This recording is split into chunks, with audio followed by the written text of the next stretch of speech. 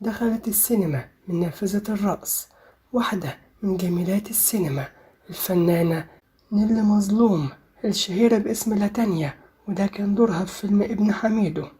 قدمت حوالي 20 فيلم، لكن أعمالها برغم من قلة عددها تركت بصمة في ذاكرة المشاهد. اسمها الحقيقي كاترين مظلوم، من مواليد 9 يونيو 1925 بمحافظة الإسكندرية. نشأت وسط أسرة شديدة الثراء، كان والدها إيطالي بيشتغل في تجارة وصناعة المجوهرات، وأمها يونانية كانت بتعشق الفن وبتجيد العزف على البيانو. ونيللي مظلوم في طفولتها أصيبت بمرض شلل الأطفال، ولجأت أسرتها لطبيب يوناني مشهور علشان يعالجها، ونجح الطبيب وتعافت الطفلة من المرض.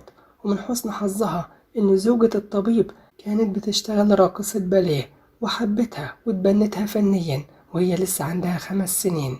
ونيللي مظلوم حبت فن الباليه، ولما وصلت لسن 10 سنين اتألقت بشكل واضح، والنقاد أطلقوا عليها وقتها الطفلة المعجزة، خصوصا بعد ما قدمت عرض مبهر قدام الملك فاروق.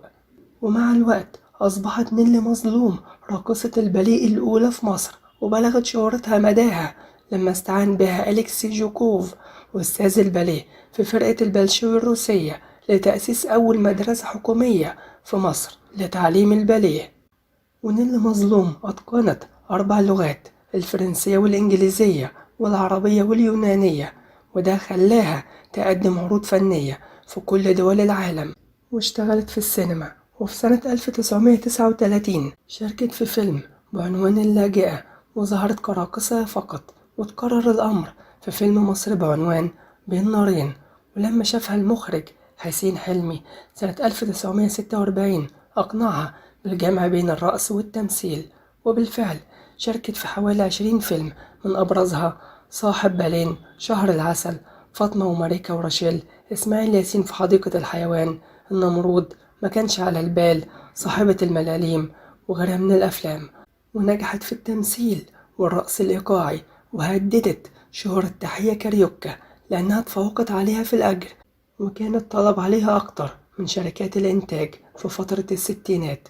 وسنة 1961 قدمت نيللي آخر أعمالها على شاشة السينما، وهو فيلم التلميذة.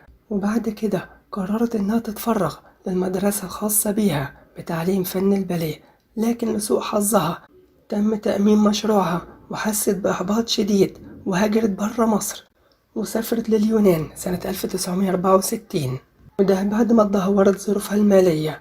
وفي اليونان أسست معهد لتعليم الباليه، وبعد مجهود كبير حققت نجاح كبير واتحسنت ظروفها المادية. ونيللي مظلوم اتجوزت 6 مرات، وكانت أشهر جوازة ليها من ولد المطرب المشهور ديميس روسوس، وأثمر الجواز ده عن إنجاب إيمانويل وماريانا. واتشهرت نيللي بشخصية لاتانيا اللي قدمتها في فيلم ابن حميدو مع الفنان إسماعيل ياسين وأحمد رمزي. وتوفت الفنانة نيللي مظلوم في 21 فبراير سنة 2003 بسبب أزمة قلبية، وكان عندها وقتها 73 سنة.